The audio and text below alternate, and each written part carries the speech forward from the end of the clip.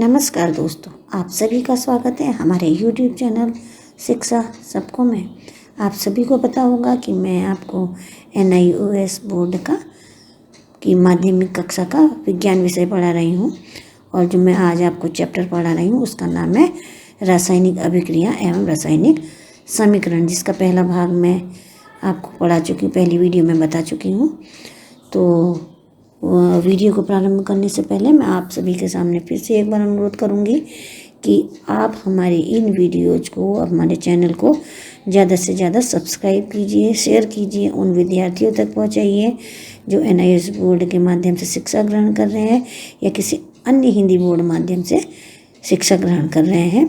और साथ में आप अपने कमेंट्स ज़रूर भेजिएगा। और मैं आपको एक स्क्रीन पर व्हाट्सएप नंबर डिस्प्ले करा रही हूँ।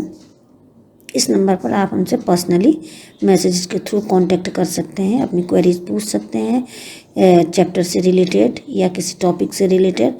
हम जितनी भी कोशिश होंगे हम आपकी मदद करने का प्रयास करेंगे। और साथ में आप हमें सुझाव भी लिख के भेज सकते हैं।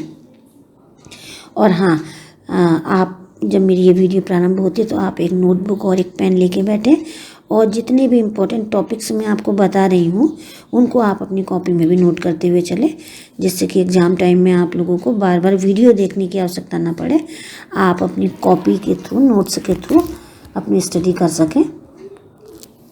तो आज मैं जो आपको चैप्टर पढ़ा रही हूँ उसका नाम मैंने आपको बता दिया है रासायनिक अभिक्रिया एवं रासायनिक समीकरण, जिसका पहला भाग मैं आपको पढ़ा चुकी हूँ पहली वीडियो में। और मैं आपको बताती हूँ कि मैंने आपको क्या क्या पढ़ाया है, रिकॉल करा देती हूँ एक बार। इसमें मैंने आपको बताया कि परिवर्तन कितने प्रकार के होते हैं, भौतिक एवं रासायनिक परिवर्तन क्या होते हैं, अभिकारक एवं उत्पाद किसे कहते हैं, कंकाल समीकरण क्या होती है और रासायनिक समीकरण को क्यों लिखा जाता है और कैसे लिखा जाता है। तो आज मैं आपको बताऊँगी कि कंकाल समीकरण या असंतुलित समीकरण को संतुलित कैसे किया जाता है, और साथ में विभिन्न रासायनिक अभिक्रियाओं के प्रकार। दो टॉपिक पर डिस्कस करूंगी आज आपके साथ। तो देखिए, पहला है रासायनिक समीकरण को संतुलित करना, यानी बैलेंसिंग द इक्वेशन। रासायनिक समीकरण के दोनों ओर विभिन्न तत्वों को संतुलित करना ही रासायनिक समीकरण का संतुलित होना कहलाता है। तो रासायनिक संतुलित समीकरण को संतुलित करने के स्टेप्स यहाँ पे मैं आपको बताऊंगी, और ये मैं आपको बताऊंगी एक एग्जाम्पल के थ्रू। देखिए एग्जाम्पल क्या दे रखा है, Fe plus H2O is equals to Fe3O4 plus H2। तो ये इक्वेशन दे रखी है, ये इक्वेशन स्केलेटल इक्वेशन है, कंकाल समीकरण है, ये असंतुलित समीकरण है। तो इसमें सबसे पहले हम पहला स्टेप क्या लेंगे। देखिए, पहले स्टेप में हम असंतुलित समीकरण में उपस्थित विभिन्न तत्वों के परमाणुओं की संख्या को लिखते हैं। देखिए, तत्व लिखेंगे, तत्व 3 है हमारे पास, और अभिकारक में उस तत्व की परमाणु संख्या लिखेंगे और उत्पाद में भी उस तत्व की परमाणुओं की संख्या लिखेंगे। तो सबसे पहला तत्व है Fe। अब देखिए, अभिकारक में अर्थात तीर के बाईं ओर Fe की संख्या है 1 और तीर के दाहिनी ओर अर्थात उत्पाद में Fe परमाणु की संख्या है 3। दूसरा तत्व है हाइड्रोजन। हाइड्रोजन की अभिकारक में संख्या है 2 और उत्पाद में हाइड्रोजन के परमाणु की संख्या है 2। इसी तरीके से ऑक्सीजन के परमाणु की संख्या अभिकारक में 1 है और उत्पाद में ऑक्सीजन के परमाणु की संख्या है 4। तो पहले में हमने परमाणुओं की संख्या लिख ली, अभिकारक में भी और उत्पाद में भी। अब दूसरे स्टेप में हम करेंगे, अब हम अभिकारक या उत्पादों में से उस तत्व को चुनेंगे जिसमें परमाणु की संख्या सबसे अधिक है। तो यहाँ पर हमने Fe3O4 को चुना जो उत्पाद में है, जिसमें ऑक्सीजन परमाणु की संख्या सबसे अधिक है। तो यहाँ पर हमने Fe3O4 को चुना है। अब यहाँ पर ऑक्सीजन परमाणु की संख्या को बराबर करने के लिए हम तीर के बाईं ओर 4 गुणांक को H2O के आगे लिख देंगे, 4H2O लिख देंगे। तो यहाँ पर ऑक्सीजन की संख्या संतुलित हो जाएगी। अब समीकरण देखिए क्या बनता है, Fe plus 4H2O is equals to Fe3O4 plus H2। तो यहाँ पे ऑक्सीजन की परमाणु की संख्या दोनों ओर संतुलित हो गई है। बाईं ओर भी 4 है और दाहिनी ओर भी 4 है। अभी ये समीकरण आंशिक रूप से संतुलित है, यानी पूर्णतः ये संतुलित नहीं है। अब देखिए तीसरा स्टेप क्या है। इस आंशिक संतुलित समीकरण को संतुलित करने के लिए अब हम दूसरा तत्व लेंगे जिसे हमें संतुलित या बैलेंस करना है। अब हम हाइड्रोजन को संतुलित करने का प्रयास करते हैं। हाइड्रोजन की परमाणुओं की संख्या को संतुलित करने के लिए 4 को हम प्रोडक्ट उत्पाद में हाइड्रोजन के गुणांक के रूप में ले लेते हैं, क्योंकि तीर के बाईं ओर हाइड्रोजन की संख्या 8 है, तो तीर की दाहिनी ओर भी हाइड्रोजन की संख्या 8 होनी चाहिए। तो हम यहाँ पे H2 के आगे 4 गुणांक ले लेते हैं, तो यहाँ पर भी संख्या इसकी हाइड्रोजन परमाणुओं की संख्या 8 हो गई। अब चौथा स्टेप है संतुलन के लिए तीसरा तत्व चुनते हैं। 2 तत्व हमारे ऑलरेडी संतुलित हो गए, अब हम तीसरा तत्व चुनते हैं, वह है Fe। संतुलन के लिए हम क्या करेंगे, तीर के दाहिनी ओर हम देखते हैं Fe के 3 परमाणु है और तीर के बाईं ओर केवल 1 है। तो यहाँ पर तीर के बाईं ओर Fe को हम के आगे हम 3 के रूप में 3 गुणांक लिखते हैं, यानी कि बाएं हाथ की ओर लोहे के हम 3 परमाणु लिखेंगे। तो यहाँ पर देखिए यह समीकरण अब संतुलित हो गई। 3Fe + 4H2O = Fe3O4 + 4H2। तो यहाँ पे इस समीकरण में आप देखिए तीर के दोनों ओर परमाणुओं की संख्या समान है तत्वों के। जैसे आयरन की संख्या 3 है बाईं ओर और दाहिनी ओर भी 3 है। हाइड्रोजन की संख्या 8 है बाईं ओर और दाहिनी ओर भी 8 है। और ऑक्सीजन की संख्या 4 है बाईं ओर और दाहिनी ओर भी 4 है। तो यहाँ पर ये समीकरण संतुलित हो गई। तो यहाँ पर हमने आपको बता दिया कि समीकरण को संतुलित कैसे किया जाता है। अब दूसरा टॉपिक जो मैं आपको बता रही हूँ वो है रासायनिक अभिक्रियाओं के विभिन्न प्रकार। तो रासायनिक अभिक्रिया डिफरेंट टाइप की होती हैं। तो पहला प्रकार है संयोजन अभिक्रिया या सिंथेसिस। नाम से ही पता चल रहा है सिंथेसिस यानी जुड़ना, किसी नई चीज़ का बनना। तो वह रासायनिक अभिक्रिया जिसमें 2 या 2 से अधिक पदार्थों के संयोजन से नया पदार्थ बनता है, वह संयोजन अभिक्रिया कहलाती है। जैसे जब कोई पदार्थ हवा में जलता है तो हवा में उपस्थित ऑक्सीजन के साथ वो संयोजन करता है। देखिए इस अभिक्रिया को हम उदाहरण के रूप में दिखाएंगे। पहला उदाहरण हम लेंगे मैग्नीशियम का। तो मैग्नीशियम को जब हवा में गर्म जलाते हैं तो देखिए मैग्नीशियम ऑक्सीजन के साथ जुड़कर MgO यानी मैग्नीशियम ऑक्साइड बनाता है। तो Mg और ऑक्सीजन दोनों 2 तत्वों के संयोजन से एक नया तत्व बना है MgO। तो यहाँ पर यह संयोजन अभिक्रिया है। इसी तरीके से कार्बन और ऑक्सीजन आपस में मिलकर एक नया तत्व बनाते हैं जिसे कार्बन डाइऑक्साइड कहते हैं। तो ये भी संयोजन अभिक्रिया का एक उदाहरण है। इसी तरीके से तीसरा मैंने एग्जाम्पल दे रखा जो बहुत इंपॉर्टेंट है, इसको आप नोट भी कर लीजिएगा बहुत अच्छी तरीके से ये, क्योंकि ये क्वेश्चन में अक्सर पूछा जाता है। इसमें देखिए अनबुझे चूने पर जब हम जल की क्रिया कराते हैं, यानी अनबुझे चूने पर सॉलिड फॉर्म में होता है जो, उसमें जब हम पानी डालते हैं तो हमें बुझा हुआ चूना प्राप्त होता है। अनबुझा चूने को लिखते हैं हम CaO और वाटर का फॉर्मूला आपको पता है H2O।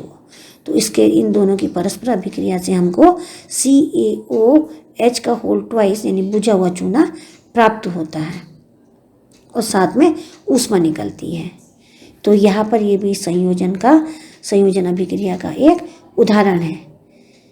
अब देखिए एक और इम्पॉर्टेंट चीज़ आपको मैं बताऊँ, जब बुझे हुए चूने को दीवार पर लगाया जाता है तो कुछ समय के बाद दीवारें चमकदार क्यों दिखाई देती है। इसका आपसे रीज़न पूछा जा सकता है कि ऐसा क्यों होता है। तो ऐसा इसलिए होता है क्योंकि जब बुझे हुए चूने को दीवार पर लगाया जाता है तो वो धीरे धीरे वातावरण की कार्बन डाइऑक्साइड को एब्जॉर्ब कर लेता है, सोख लेता है और कैल्शियम कार्बोनेट में बदल जाता है। और सूखने के बाद ये जो कैल्शियम कार्बोनेट है एक पतली सी चमकदार परत बना लेती है। और इस क्रिया को देखिए हम इस प्रकार लिख सकते हैं, CaOH का whole twice plus carbon dioxide, तो बनेगा CaCO3 की एक पतली सी परत और साथ में वाटर। यहाँ पर आपको ये बता दिया गया है कि बुझे हुए चूने से जब दीवारों को लगाए तो उसकी सतह चमकदार कुछ दिनों बाद क्यों दिखाई देती है, इसका ये रीजन है। अब आपको एक इम्पॉर्टेंट बात और बता देती हूँ कि संगमरमर यानी मार्बल का रासायनिक सूत्र भी CaCO3 होता है। कैल्शियम कार्बोनेट हो कहा जाता है संगमरमर को। ये भी क्वेश्चन आपका कई बार एग्जाम में पूछा जाता है। दूसरी अभिक्रिया का दूसरा प्रकार है अपघटन या वियोजन अभिक्रिया, जिसे हम इंग्लिश में बोलते हैं डीकम्पोजिशन रिएक्शन। तो वह अभिक्रिया जिसमें एक पदार्थ डीकम्पोज या अपघटित होकर दो या दो से अधिक पदार्थ बनाता है, तो इस तरीके की अभिक्रिया को हम अपघटन अभिक्रिया कहते हैं। देखिए उदाहरण दे रखा है हमने, पहला उदाहरण देखिए, चूना पत्थर यानी कैल्शियम कार्बोनेट। तो जब चूने के पत्थर को गर्म करते हैं तो हमको अनबुझा चूना प्राप्त होता है और साथ में कार्बन डाइऑक्साइड गैस प्राप्त होती है। CaCO3 को जब गर्म किया तो CaO मिलता है और कार्बन डाइऑक्साइड गैस बनती है, यानी कि CaCO3 को गर्म करने पर CaCO3 अर्थात चूने का पत्थर दो पदार्थों में टूट जाता है। एक तो है अनबुझा चूना CaO और दूसरी है कार्बन डाइऑक्साइड। तो ये एक वियोजन अभिक्रिया है। दूसरा एग्जाम्पल इसी तरीके का है, जब हम फेरस सल्फेट को गर्म करते हैं तो 1 मिनट तक गर्म करते रहने पर पहले तो कॉपर सल्फेट के रंग में चेंज होता है, फिर सल्फर के जलने की गंध आती है। तो ऐसा क्यों होता है? देखिए यहाँ रिएक्शन में हमने लिख के बता रखी है रिएक्शन FeSO4 7H2O। इसको जब हमने गर्म किया तो FeSO4 प्लस 7H2O बना, अपघटित हो गया ये जल और फेरस सल्फेट में। तो फिर इस फेरस सल्फेट को जब हम गर्म करते हैं तो ये ferrous sulphate ferric oxide, sulphur dioxide और सल्फर ट्राइऑक्साइड में अपघटित हो जाते हैं। अर्थात फेरस सल्फेट के कण सबसे पहले अपना पानी खोते हैं, उसके बाद वो सल्फर डाइऑक्साइड और सल्फर ट्राइऑक्साइड में अपघटित हो जाते हैं। इस रिएक्शन को भी आप नोट कर लीजिएगा क्योंकि ये रिएक्शन भी क्वेश्चन पेपर में कई बार पूछी जाती है। और यहाँ पर ये चित्र दिखा रखा है, इस चित्र में ये जो प्रयोग है उसको करके दिखाया गया है, अपघटन अभिक्रिया को समझाया गया है। इसमें देखिए एक परख नली ले रखी है, परख नली को चिमटी से पकड़ रखा है और इस परख नली में फेरस सल्फेट डाल रखा है। तो जब हम इसे गर्म करते हैं तो पहले तो फेरस सल्फेट का रंग देखिए हरे रंग के क्रिस्टल है यहाँ पे। सबसे पहले तो पानी जो होता है उसका पानी को खोता है, उसके बाद ये सल्फर डाइऑक्साइड और सल्फर ट्राइऑक्साइड गैस वाष्प के रूप में बाहर निकलने लगती है। तो यहाँ पर ये इसका वियोजन अभिक्रिया करके दिखाया गया है।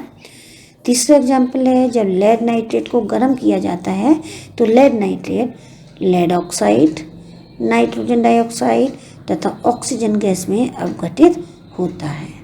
तो यह भी एक अपघटन अभिक्रिया का उदाहरण है। अब तीसरी अभिक्रिया का प्रकार है विस्थापन अभिक्रिया या डिस्प्लेसमेंट रिएक्शन। तो वह अभिक्रिया जिसमें एक तत्व दूसरे तत्व को उसके यौगिक से हटाकर स्वयं उसका स्थान ले लेता है, उसे विस्थापन अभिक्रिया कहते हैं। उदाहरण देखिए क्या है। इस अभिक्रिया को समझाने के लिए एक प्रयोग करते हैं जिसमें हम 2 टेस्ट ट्यूब लेकर 10 ml कॉपर सल्फेट का मिश्रण डालते हैं। टेस्ट ट्यूब में एक लोहे की कील डालते हैं तो हम क्या देखते हैं कि कील की सतह ब्राउन कलर की हो गई, भूरी कलर की हो गई तथा कॉपर सल्फेट का नीला रंग उड़ गया। ऐसा क्यों हुआ? क्योंकि कॉपर सल्फेट में लोहे ने Fe ने कॉपर को हटाकर उसका स्थान खुद ले लिया। यहीं पर ये विस्थापन अभिक्रिया को दिखा रहा है। रिएक्शन में देखिए कैसे लिखेंगे इसे। इस रिएक्शन को लिखेंगे कैसे, Fe plus CuSO4 is equal to FeSO4 plus Cu। तो Fe यानी जो लोहे की कील है उसने कॉपर सल्फेट में से कॉपर को हटा दिया, डिस्प्लेस कर दिया और अपना उसकी जगह पर खुद आ गया, तो FeSO4 बन गया और कॉपर अलग से अलग हो गया। तो एक उदाहरण हमारा डिस्प्लेसमेंट रिएक्शन का ये है और इसी को यहाँ पर इस प्रयोग का सचित्र वर्णन किया गया है। तो आप इस प्रयोग को देख लीजिए। यहाँ पे परखनली ले रखी है, परखनली में कॉपर सल्फेट का विलयन डाल रखा है और उसमें एक लोहे की कील अंदर डुबो दी जाती है। थोड़ी देर बाद हम रिएक्शन देखते हैं कि जो कील है उस पर भूरे रंग की परत चढ़ जाती है, क्योंकि जो लोहा है वो कॉपर सल्फेट के विलयन से कॉपर को विस्थापित कर देता है, इसी वजह से कॉपर सल्फेट का रंग भी उड़ जाता है। तो आज के लिए इतना ही। आगे की जो भी टॉपिक है, टॉपिक्स पढ़ने के लिए आप मेरी अगली वीडियो का इंतज़ार कीजिए। तब तक के लिए धन्यवाद।